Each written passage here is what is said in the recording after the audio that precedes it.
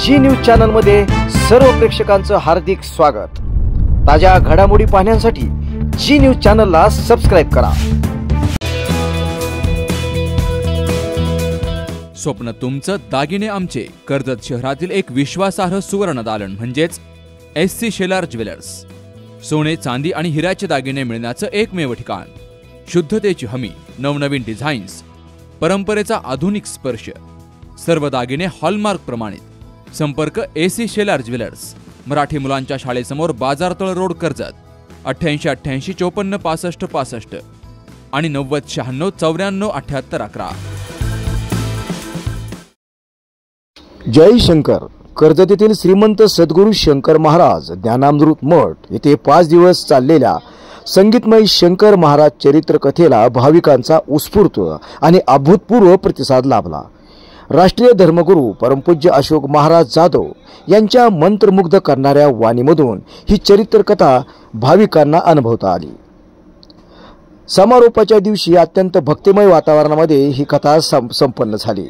दररोजच्या कथेला हजारोच्या संख्येने भाविक उपस्थित राहत होते। कथास्थळी भाविकांचा ओघ अखंडपणे सुरूच होता। परिसर भक्तिरसामध्ये न्हाऊन गेला होता।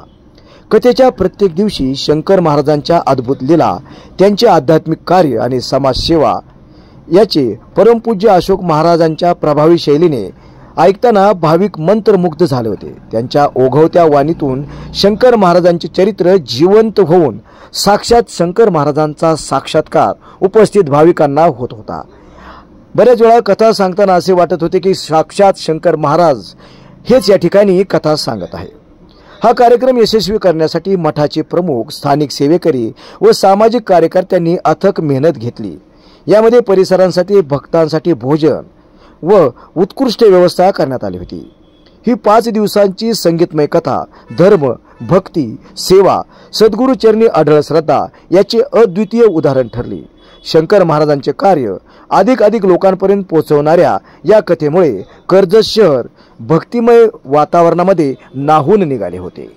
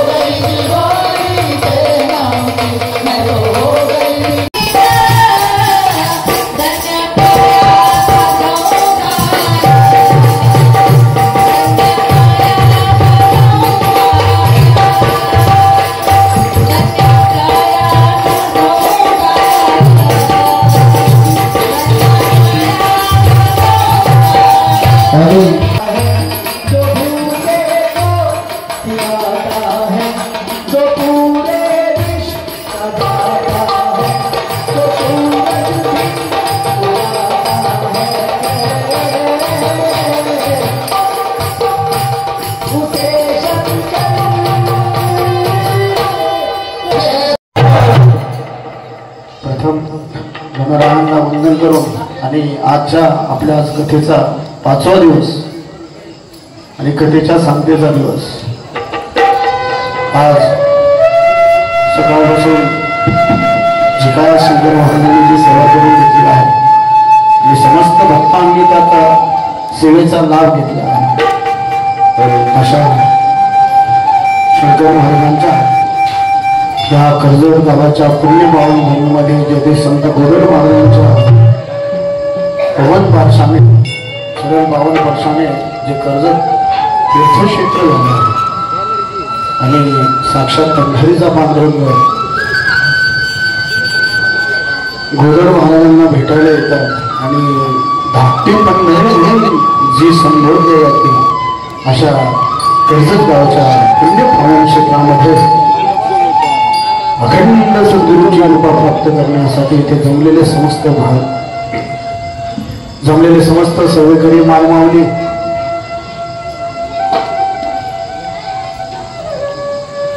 कसरनाथ स्वामी महाराजांच्या अखंड कृपा आशीर्वादाने, सद्गुरू नारायण महाराजांच्या कृपा आशीर्वादाने आणि समर्थ सद्गुरू शंकर महाराजांच्या जे साक्षात कैलासाच्या सदाशिव आहेत महाराज, काल त्र्यंबकेश्वरला महाराज असताना असेच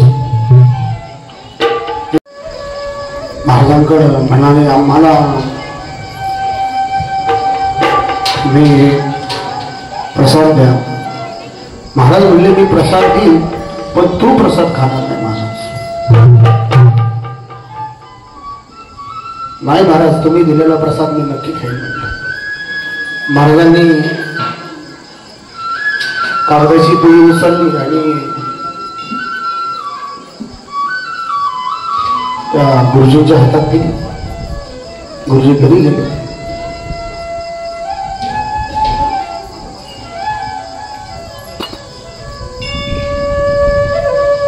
हे सगळं घडलं हे अकोलकरांच्या वाड्यामध्ये चाललं होतं महाराज. आणि गुरुजी गेले. गुरुजींनी घरी गेल्यानंतर प्रसाद उघडून बघितला महाराज, तर त्यात कोंबडीची 4 अंडी होती महाराज. तशीच ती अंडी उचलली आणि फेकून दिली आणि अकोलवर मागून बघायला गेले काय गुरुजी काय करतात. तर गुरुजी सचन स्नान करीत होते. आणि म्हणले, काय झालं? अहो काय राव म्हणलं, ते तुमच्या महाराजांनी अंड्याचाच प्रसाद दिला राव. नाही नाही, तुम्ही बघितले का?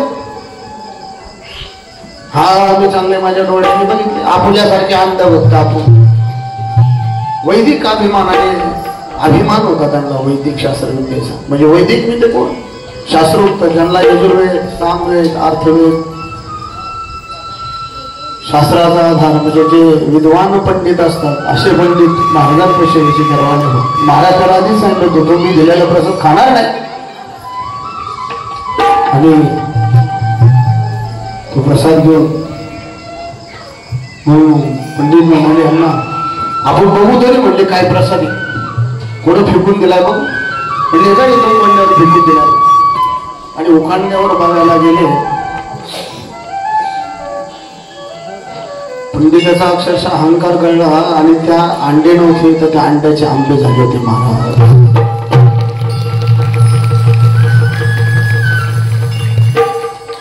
ही शंकर महाराजांची शक्ती होती. महाराज त्याला काय म्हणले, मी दिला तर तू खाणार नाही. आपल्यासारखे भक्त आपणच, आपल्यासारखे भक्त सगळे.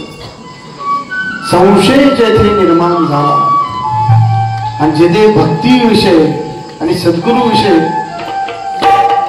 बघा महाराज 12व्या अध्यायात नेहमी म्हणायचे की ज्या नारळाच्या पाण्यामध्ये पाणी जास्त असतं त्या खोबऱ्याची गोडवी कमी असते महाराज. मग तुम्ही नारळाचं पाणी का खोबरं आहात? सांगा बरं मला. अवतारवाडी तुम्ही नारळाचं पाणी का खोबरा? हा तुषार मंगेश सांगा. मंगेश हा काय काय म्हणजे ते धरून आपटावं लागतं तेव्हाच फुटतं महाराज. जय शंकर. आणि फुटल्यानंतर त्यातलं पाणी आणि खोबरं बाहेर येतं. आणि महाराज त्यातनं 12व्या अध्यायातनं सांगायचे की ज्याची विद्वत्ता जास्त त्याची चिकित्सा जास्त महाराज. मग नारळाचं पाणी गोड का? मग ते नारळाचं झाड आहे. मग ते झाडाच्या नारळात पाणी कसं गेलं असं? इतक्यावर पाणी कडून आलं त्या नारळात पाणी. ते म्हणते देवाची करणे नारळात पाणी महाराज. नारळात पाणी जोपर्यंत खोबरं आहे तोपर्यंत त्या नारळाला किंमत. एकदा फोडून टाकला की तो कशात जातो? कशात जातो तो? कशात जातो? आणि परत तो काढण्यात जातो. मग नारळाच्या पाण्याचं नारळाला काय म्हणले? कल्पतो नाही. जे जे कल्पिले त्यांना प्राप्त झाले. आणि जवळजवळ नाशिकला महाराज जायचे त्यावेळेस ताजुद्दीन बाबा तिथं महाराजांचे. ताजुद्दीन बाबा म्हणजे मोठी हस्ती आध्यात्मिक बाबतीमध्ये. नागपूरला वाकी येथे गेल्यानंतर ताजुद्दीन बाबांचा आजही मोठा भव्य दिव्य असा दर्गा आहे. तिथे कधी गेले तर दर्शनाला जा.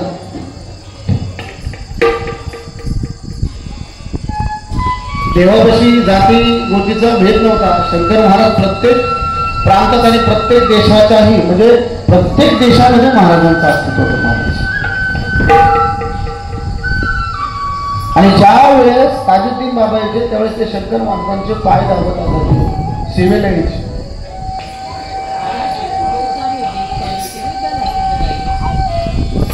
आणि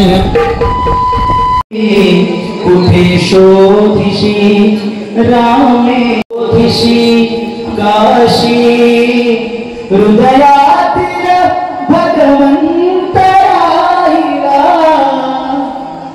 हृदयातून उपाशी कुठे शोधिशी रामेश्वर.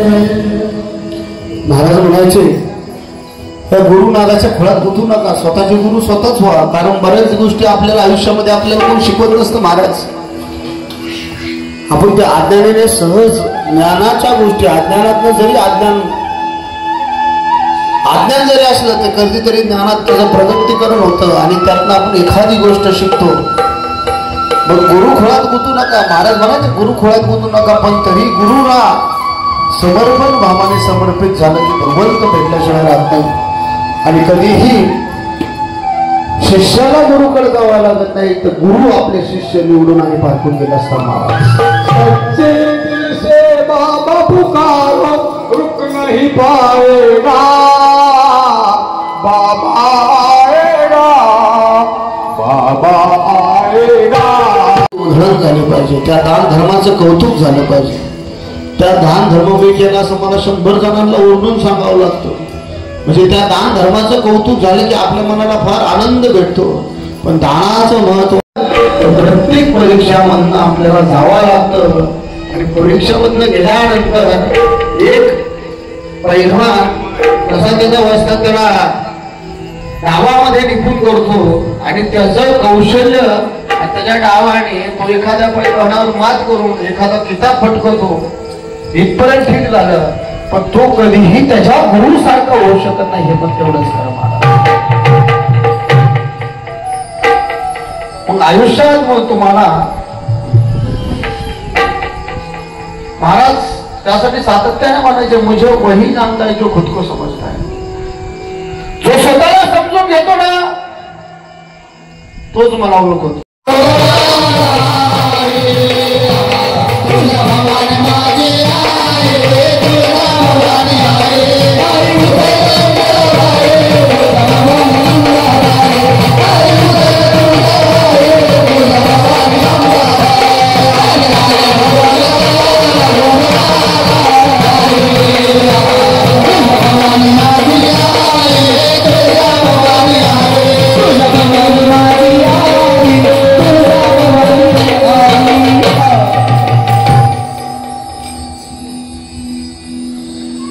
वादकाची बोट अक्षरशः रक्त यायला लागलं. मधुबुवांची भावावस्था आपल्यासारख्या भक्तांचा बघून मधुबुवा गेले कामातनं म्हणले.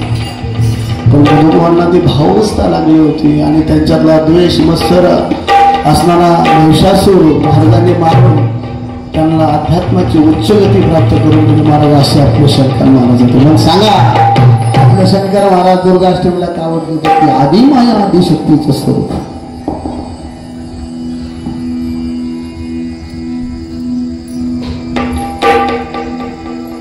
असंच महाराजांना एकदा लहर आली. मी चला म्हणले बसले काका कोरोना मास्तर तुळजापूरला गेले. गाडीतनं उतरले बाहेर काढून लगेच आईसाहेब जिथे सोंगट्या खेळतात तिथे सोंगट्या खेळतात तिथे गेले. ए दरवाजा खोल म्हणले. दरवाजा खोललं त्यानं दरवाजा तोडा म्हणले. कॉलायला कोणी नसून दरवाजा खोलले.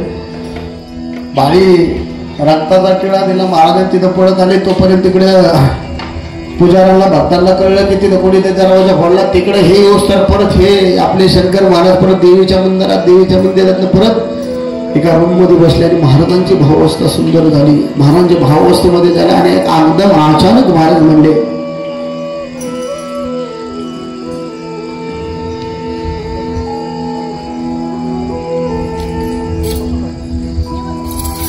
भारताच्या 2 फाळण्या होत्या आणि भारत भारताला दिला, पाकिस्तान पाकिस्तानला दिला. महाराजांनी हे 4 वर्षापूर्वी भाकीत केलं होतं महाराजांनी. नंतर 1947 खरं झालं त्यावेळेस की त्याला भक्तांना हे काहीच कळलं नाही.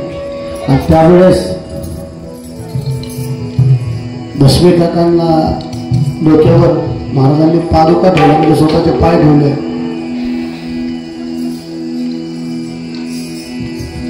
भस्मे काकांच्या डोक्यावर अशा सुंदर अशा तुम्हाला कधी फोटो जर वगैरे भेटला तर सुंदर असे चरण त्यांच्या डोक्यावर, म्हणजे इतकी सद्गुरूची एकरूपता पाहिजे की आपले सद्गुरूचे चरण आपल्या डोक्यावर, आपल्या कपाळी, म्हणजे चिन्हाची निर्मिती आणि साक्षात भगवंताचे चरण आपल्या डोक्यावर असतात. म्हणजे किती मोठे परमभक्त असतील महाराज असतील.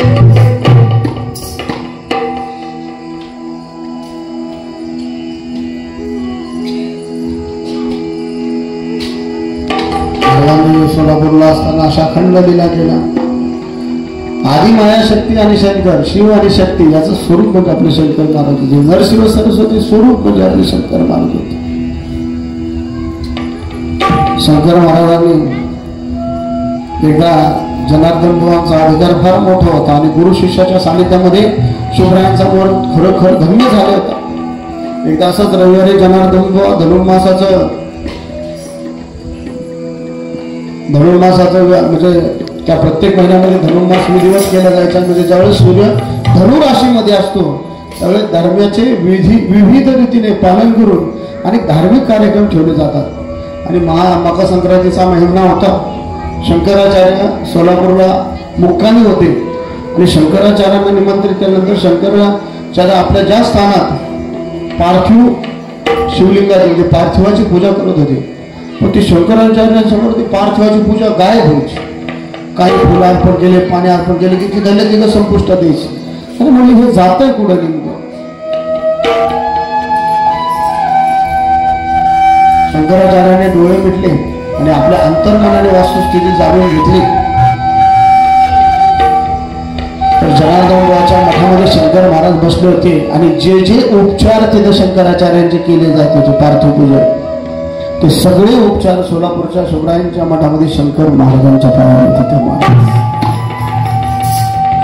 काय त्यांच्या किती लीला सांगावं तू. आणि हे घडलेलं आहे, हे असे ती कथा नाही, हा प्रसंगारूप कथेचं विवरण आहे महाराज, की जे भक्ताला सहज मनामध्ये जातं. आणि शंकर महाराज कळण्या इतके आपण मोठे नाहीत, आपल्या असे 1000 जन्म गेले तरी शंकर महाराज आपल्याला कळू शकत नाही महाराज. पण कळलं तरी नाही तरी त्यांच्यापर्यंत आपली भक्ती केली तरी बाद झाला महाराज.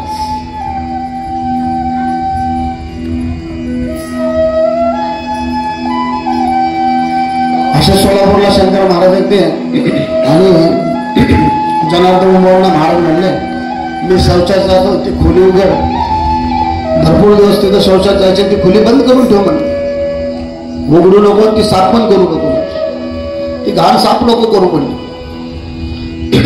एक देवीचा भक्त आला, त्याला महारोग झाला आणि देवीने त्याला दृष्टांत दिला की जनुभावांच्या एकदा गाठ घे आणि तिथे एक महायोगी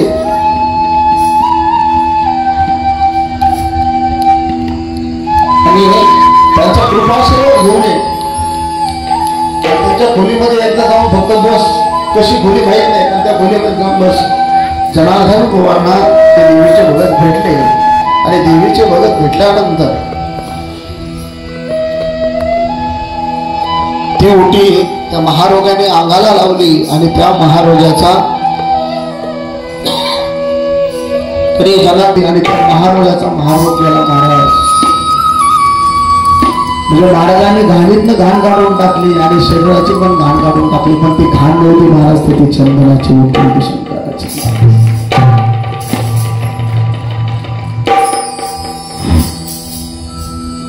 एकदा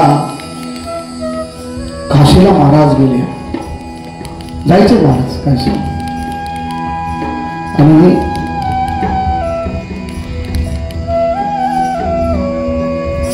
अभ्यंकर महाराजांचे श्रेष्ठ भक्त अभ्यंकरांचे वडील ज्यावेळेस म्हणजे अभ्यंकरांच्या घरामध्ये त्यांचं युद्धावर चालू असताना एकदा अभ्यंकरांना फायरिंग चालू होते आणि फायरिंग चालू असताना सर्व गोळ्या पॅन्टीला होल पडायचे, पण पायाला काय होत नव्हतं. यांनी असा विचार झाला की आता आपण संपलो. आपल्या टेंट मध्ये गेल्यानंतर वरती पॅन्ट करून पाहिजे तर आपल्या पायाला काहीच झालेलं नाही. त्यावेळेस त्यांना वाटलं की आपल्या मागं काहीतरी उपाय काहीतरी झाला असेल. पण ज्यावेळेस ते सुट्टीला पुणे इथे आले त्यावेळेस स्वतः शंकर महाराजांनी घरी गेल्यानंतर काय तुला मी मृत्यूतून वाचवलं आणि महाराजांनी आपलं धोतर काय वर केलं आणि आपले पाय दाखवले तर सगळ्या त्या गोळ्याचे छेद शंकर महाराजांना पाहायला होते. महाराज मग त्यांचं अभ्यंकर नाव जर का पडलं तर अभय देणारा कर असे अभ्यंकर महाराज. आणि अभ्यंकरांना महाराजांनी अनेक लीला दाखवल्या. एकदा अभ्यंकरांना शंकर महाराजांनी पैसे कमी पडले म्हणून 1,500 रुपयाची मनी ऑर्डर महाराजांना पाठवली आणि अभ्यंकरांनी शंकर महाराजांना पेन लावली की मी तुमची सही घेऊन दाखवणार. महाराज ते काही कालांतराने विसरून गेले असते. आता ते देवादी देव त्यांना काही विसर पडत नाही, पण आपल्या भाषेत ती विसरून गेली. मनी ऑर्डर केली तर पहिली मनी ऑर्डर त्या व्यक्तीची सही झाल्याशिवाय त्याला भेटत नसायची. महाराज काशीला होते, पैसे कमी पडले म्हणून त्यांनी सही करून दिली.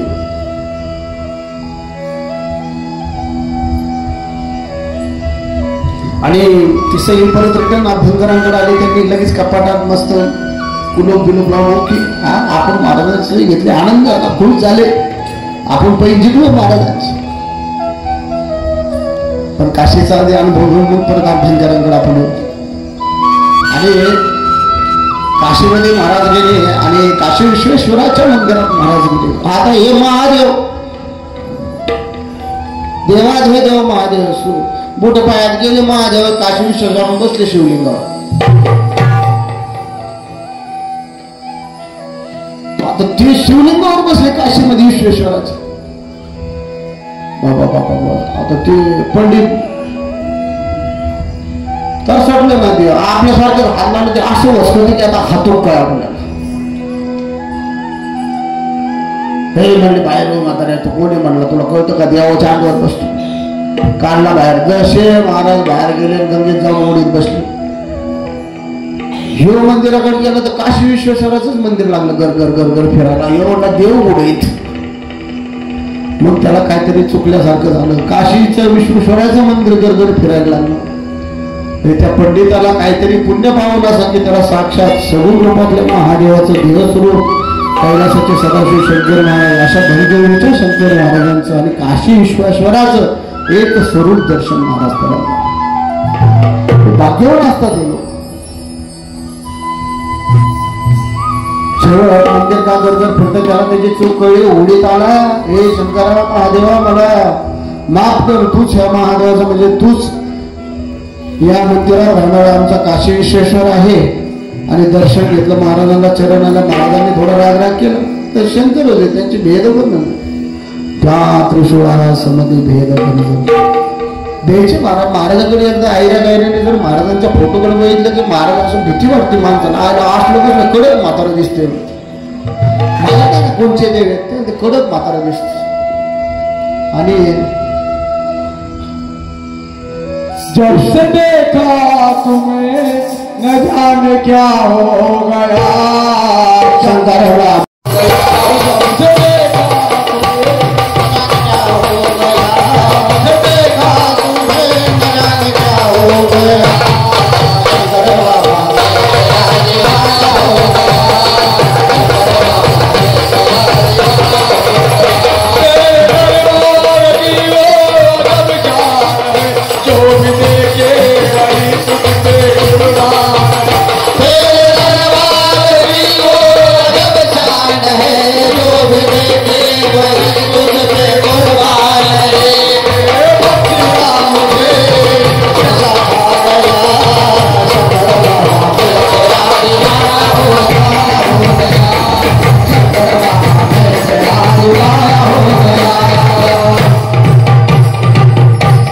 मंदिर फिरायचं थांबलं. एका सावकाराची इथं महाराज थांबले होते आणि सावकाराची इथं महाराज थांबल्यानंतर त्याची मुलगी होती एक 7 वर्ष. म्हणजे मला तुझ्या मुलीच्या संग लग्न करायचे तर उडी पेटून टाक. महाराज वयस्कर महाराज होते ते. त्याचा भक्त कसं जा असं लागतं. पठ्ठणीला की दौंडी पिटून टाकली, मुलीचं लग्न आहे, नवरदेव कोण, कैलासाचा सदाशिव. म्हणजे त्या पूर्वी पण निवड असं काहीतरी मागच्या जन्मात महादेवाची भक्ती केली असेल आणि महादेवासंग लग्न लावायचे, दौंडी पेटली. मग आपल्यासारखे असतात नावं ठेवायला, आई बाबा खरं म्हाताऱ्यासंग लग्न लावून द्यायचं, एवढी एवढी 7 वर्षाची मुलगी आहे, असं तसं बोलायला माणसाची तोंड लई चलतं. अशा गोष्टीत तर लई चलतं.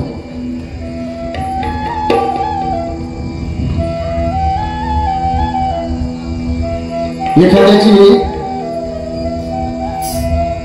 हे कधी लक्षात ठेवा, भगवंत लीला करतो आणि तीच लीला ह्या कथेत अवर्णनीय होते आणि तीच लीला ही शंकर लीला ठरते. महाराज बघा, शंकर महाराजांनी धोंडी भेटले, 7 संगत तयारी, सगळी मंडप झाला, सगळं झालं.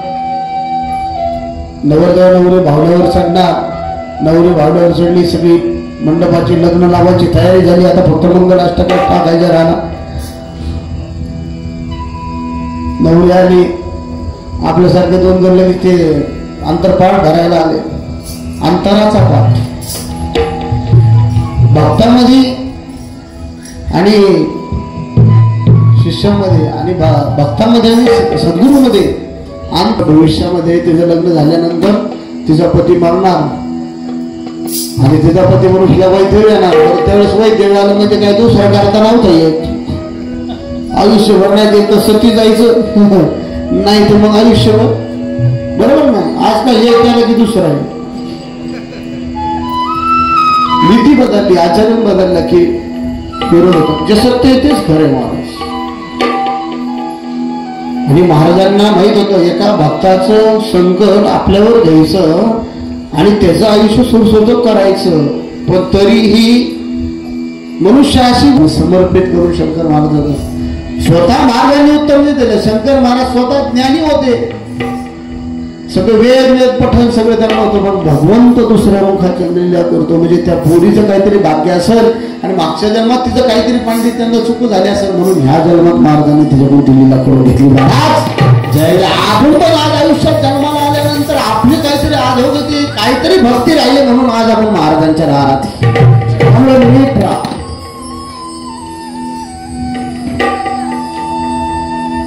असं हैदराबादच्या निजामाकडे एकदा महाराज गेले. हा दुसरा निजाम होता, त्याच्या मृत्यूनंतर गादीवर बसला होता. शंकर महाराज त्याच्याकडे गेले आणि निजामाचा दिवाण सालारजंग महाराजांचा भक्त होता.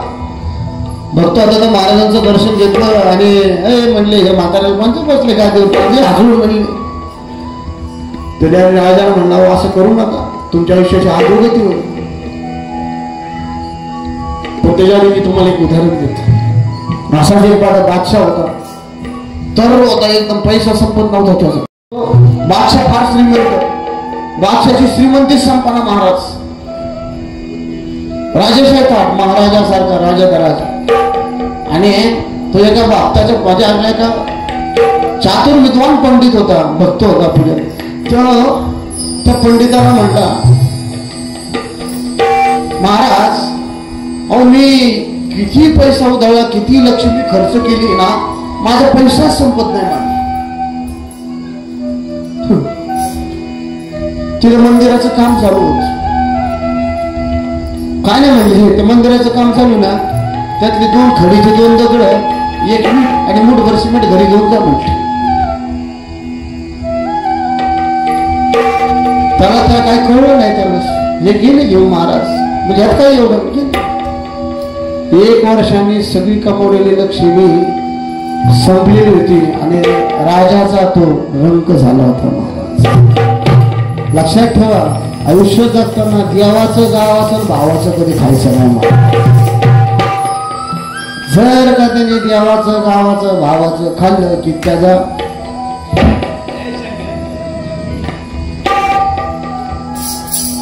विचार करताना कोण बघत नसलं ते त्रिकाल आणि परमेश्वर परमात्मा त्याची नजर तुमच्यावर असते. महाराज पाप करून पापी म्हणे तू काय काय केलं, तू काय काय केलं भल्या माणसा.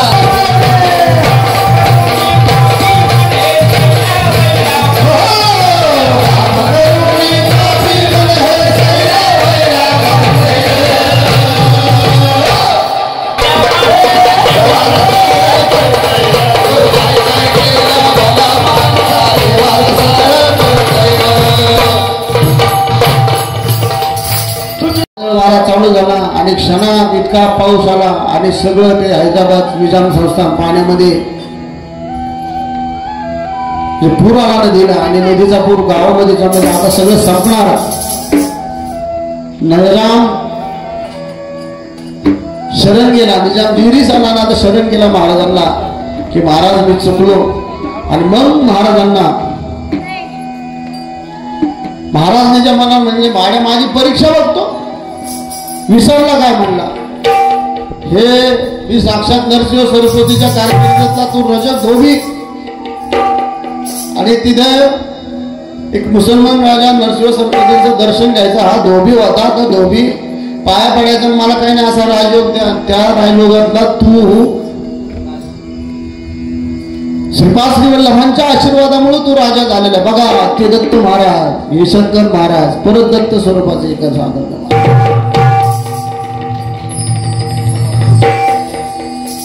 नरसिंह सरस्वतीच्या मागच्या जन्माची त्याला आठवण केली. संपला आजपासून तुझा राजयोग. ही तुझी शेवटची पिढी राज्य करेल. आणि खरं त्यानंतर निजामाचं राज्य संपून गेलं महाराज. आणि म्हणजे आता नदीची खना नारायणी ओटी भर. आईसाहेबांची म्हणजे नदीची गंगे मातेची खना नारायणी ओटी भरली आणि नदीचं पाणी संपूर्ण गेलं. म्हणजे कमी झालं. पूर कमी झाला आणि त्या अडचणीत ते वाचले. खाणेकर गुरुजी होते. खाणेकर गुरुजी फार सुंदर उदाहरण. भाऊ ऐका. खाणेकर गुरुजी उत्कृष्ट तबला वादक होते. उत्कृष्ट. बघा नीट ऐका. माझा प्रसंग फार सुंदर आहे. मी खाणेकर गुरुजींना महाराजांनी सांगितलं अरे गुरुजा तू उद्या लवकर ये. तुला उद्या जरा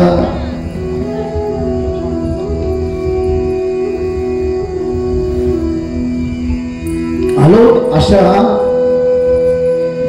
जो कधी अशा पंक्तीला बसणार नाही अशा पंक्तीला मला तुला बसवायचे एवढं लक्षात ठेवून उद्या लवकर. ज्या वेळेस भगवंत असतो ना सद्देह त्यावेळेस आपण त्यांना हलक्यात घेतो महाराज. आणि त्याच वेळेस कालेरी गुरुजींना नेमकं कीर्तन आलं.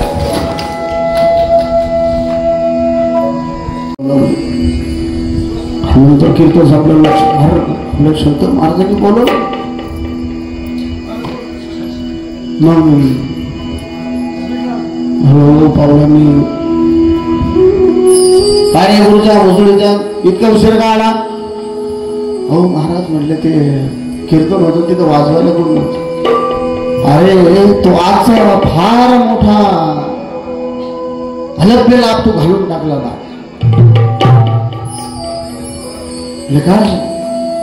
एक काम कर आधी मला पानाचा विडा बनवून दे. शेजारच्याला सांगितलं त्याने विडा बनवला. तू मला विडा दे मी तुला विडा देतो म्हणले महाराज. महाराजांनी गुरुजींनी महाराजांना दिला. गुरुजींनी महाराजांना दिला. महाराजांनी गुरुजींना दिला. विड्यात रंगत नाही रे. ह्या विडा चुकीचा बनवला म्हणणे. आज तो एखादा गोरख सारखा बघतो मुद्दा मग खोडी करतो काहीतरी. चुना कात कमी टाकला असेल महाराज.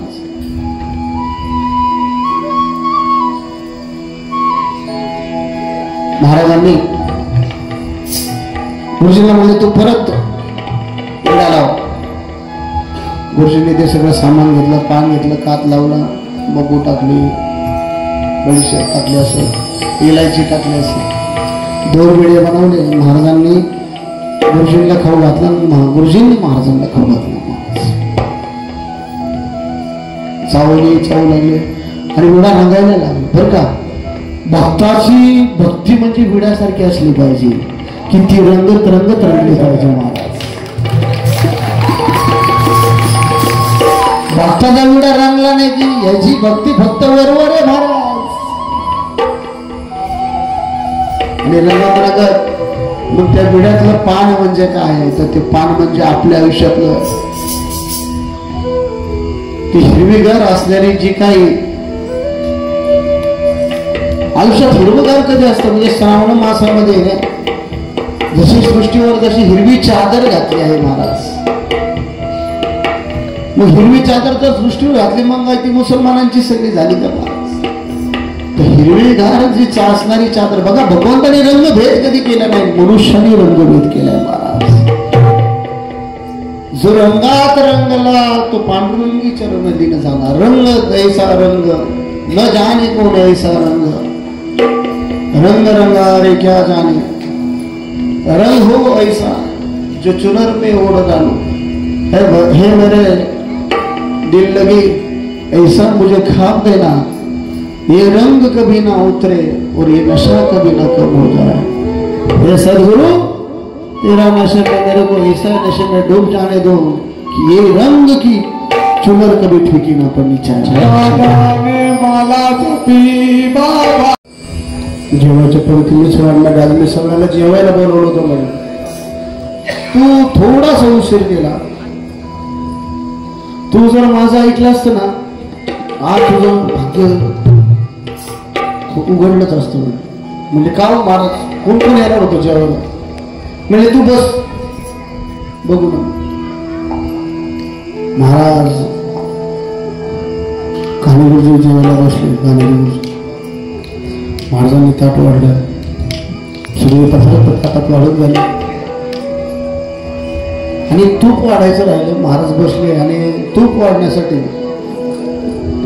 अशी इतकी सुंदर स्त्री पैठणी शालू भरजारी सोन्या चांदीचं त्या सोन्याची विभूषण, काय त्या स्त्रीचं वर्णन करावं ते तोटकच होतं. कान्हेरे गुरुजी म्हणले, मला इतकी सुंदर स्त्री मी आजपर्यंत बघितलीच नाही मनातलं मला. महाराज गुरुजी तिच्याकडे बघत होते. महाराज म्हटले, काय रे स्त्रियांची थोडा बघत होतो? काय म्हणले, स्त्रियांची थोबाडा बघत होतो. थोडे जेवण वाढले ना, येणाऱ्या सुंदर स्त्रियांना तूप वाढ आणि आणले. म्हणजे महाराज असं नाही हो करा, नाही नाही. अरे ती सुंदर स्त्री या भोवतालावरची नाही, ती साक्षात कोल्हापूरची अंबाबाई म्हटली. आणि आई या नात्याने फक्त ती थांबली, नाहीतर तू जरा लवकर जेवायला आला असता तर गाणगापूरचे नरसिंह सरस्वती महाराज, अक्कलकोटचे स्वामी समर्थ आणि नवनाथ यांच्या पंक्तीत मला तुला जेवायला बसवायचं होतं महाराज. आणि त्यांच्याशी तुला सगळी ओळख करून द्यायची होती. सगळे निघून गेले, फक्त आईच थांबले. तिला आई उगाच म्हणत नाही, आदि माया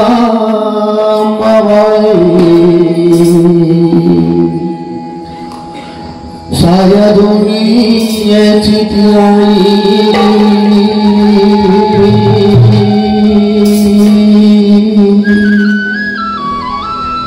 तुझ्या एका दर्शनात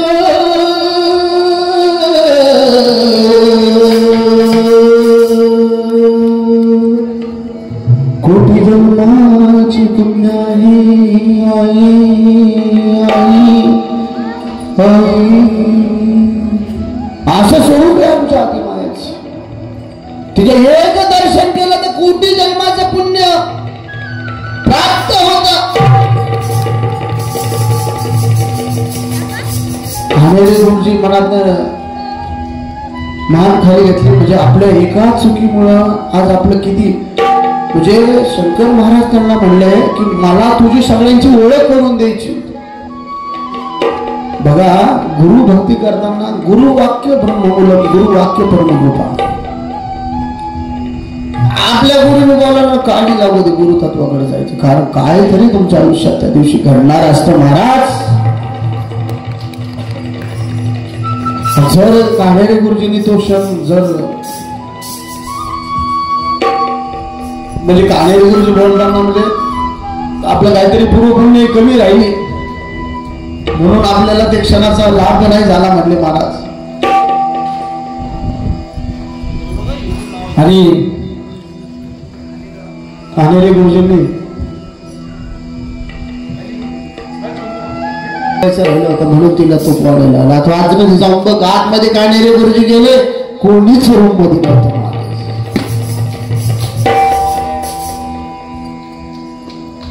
आज ज्यांना बोलवलं ते सगळे आले, जे नसते आले ते काहीतरी आलं त्याला मुकले असते. जय शंकर. ह्यातनं काय घ्यायचं? मगाच्या निजामाच्या बोध काय घ्यायचा? मागच्या जन्माचं जरी आपलं पुण्य असलं तर ह्या जन्मात आपण आतीपणा केला तर माती झाल्याशिवाय राहत नाही. महाराज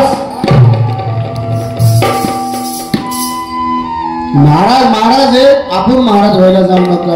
नाही तर आपलं महाराज करता करता कधी महाराजाचा रंगाचा कधी रावाचा कधी रंग गर्दी करणार नाही महाराज. देवाचं गावाचं भावाचं कधी खाऊ नका महाराज. आणि ज्याला वाटतं ना आपण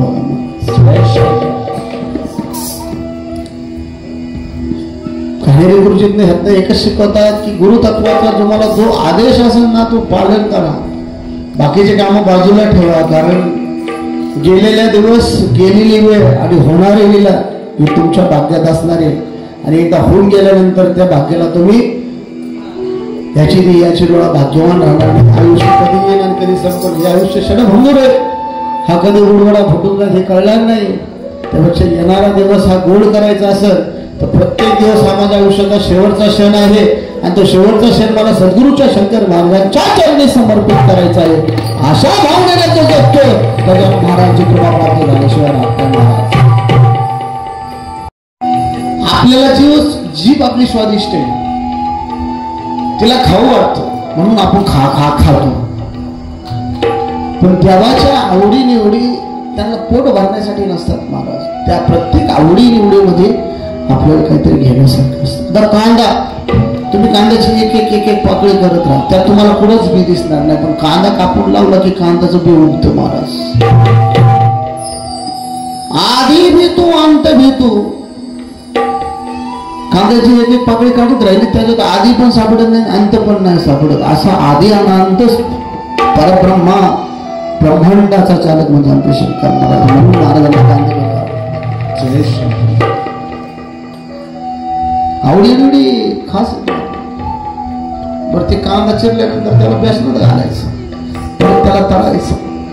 म्हणजे तुमचं आयुष्य तुम्ही किती सोलत राहिले त्यातनं काहीच साध्य होणार नाही.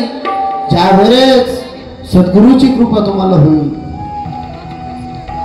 हरभऱ्याची डाळ म्हणजे ते गुरुतत्व आहे. बेसनाचा लाडू, बेसनाचे पुरणपोळी हे दत्त महाराजांना आवडते.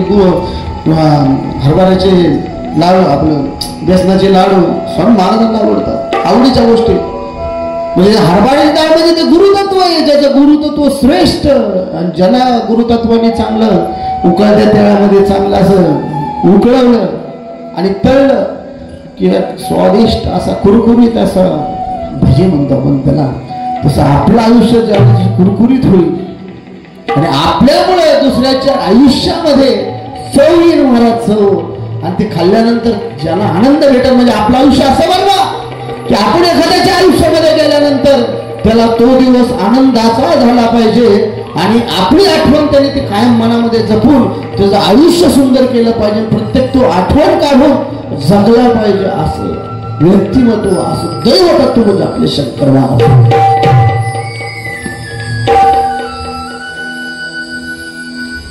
आणि त्यासाठी कांदा भजी खायचे महाराज. आता खिचडी का आवडायची महाराज? एक त्यावेळेचा काळ बघला तर जाती परंपरा फार कडक होती. हा शूद्र, हा वैश्य.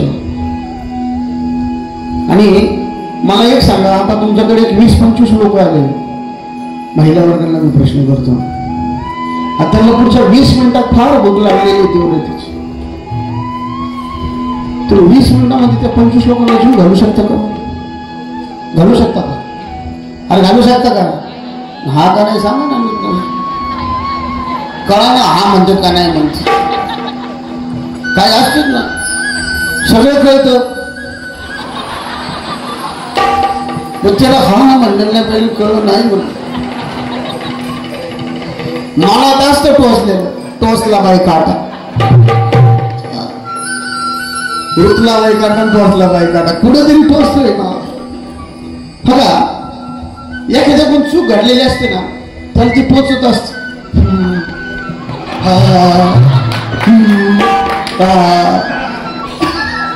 त्याला सगळं कळत असतं.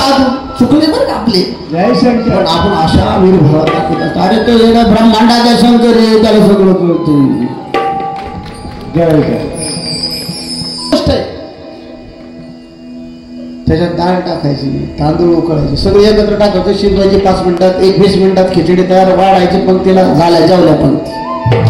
अन्नाला दान महत्वाचं आहे. खिचडी म्हणजे काय, त्यावेळेस सगळ्या समाजाचा 12 बलुते समाजाचा एकत्र करून त्याला शिजवायचा, हा जातीभेदाचा अंधकार दूर करायचा आणि असा जातीभेदाचा आणि रूढी परंपरेचा नाश करून अशी चढवूच शिजवलेली खिचडी जी रुचकर लागायची तीच खिचडी शंकर महाराजांना आवडायची. म्हणजे आता 2 गोष्टी आहेत. जर तुमच्याकडे 200 माणसं आले तरी आपण 20-25 मिनिटांमध्ये त्यांना जीव घालू शकतो. आणि आजही तीच खिचडी शंकर महाराजांच्या धनकवडीच्या मठामध्ये तुम्हाला खायला भेटते. आणि आजही आपण सप्त्याच्या पंचमी दिली सांगते दिवशी आजही आपण खिचडीचा प्रसाद केलाय महाराज. आणि मी फार दिवसाने आज महाराजांनी माझ्याकडून खिचडी बनवून घेतली. करता करूया महाराज होतो, आपण फक्त निमित्त असतो या सगळ्या गोष्टीला. कोण म्हणता आपण करतो, मी काय करत नाही, हाच मोठा अहंकार आहे, ह्याला जाळून टाकायचे आपल्याला महाराज. पण कधी कधी वाक्य पूर्ण करायला हे शब्द वापरावे लागतात, हे पण खरेच बरं. अशा कथेला रंगत रंगत येऊ लागली. मुस्लिम महाराजांवर त्या गाडी भुवाबाजीचा खटला भरला, ही अंधश्रद्धा निर्माण. आणि महाराजांचे श्रोत्रिय वकील होते. श्रोत्रिय वकील दिवाणी करायचे, म्हणजे जागेची जेव्हा त्याला क्रिमिनल जमत नव्हतं बरं का. आपल्या ऋतूसारखा येड्या वाकडा वकील, मला नाही जमणार महाराज, हे कसं तो, अरे तुला काय करायचंच नाही, तू तिथे जाऊन थांब. आणि रजू केला, म्हणजे उपासनी केली आणि तो खटला असा रंगात आला. उपासनीत आणलं काहीच कळत, आपल्या श्रोत्रियांना काहीच कळत नसं, काय व्हायचं काय बोलतं काय कळत नाही. बाहेर आले की आपण असं बोललो, आपण नाही बोलले, ते महाराज बोलून घेतलं महाराज. आणि तो खटला असा, त्याच्यावर श्रोत्रियांना त्यांनी बॅरिस्टर ऑफ काहीतरी एक पदवी दिली. आणि श्रोत्रियांना महाराज खूप झाले की उपासनिकांची केस तू हे केली, तुला काय पाहिजे. महाराज गाणगापूरमध्ये होते, म्हणजे मला गोरख पाहिजे.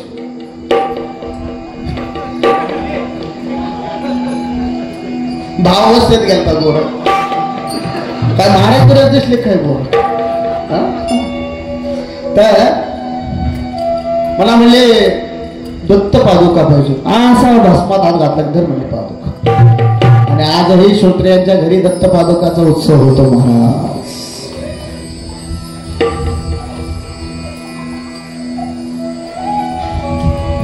नगरमध्ये, मिरीमध्ये, मुंबई, हैदराबाद, जिथे नाही तिथे सगळीकडे महाराजांचा वावर होता.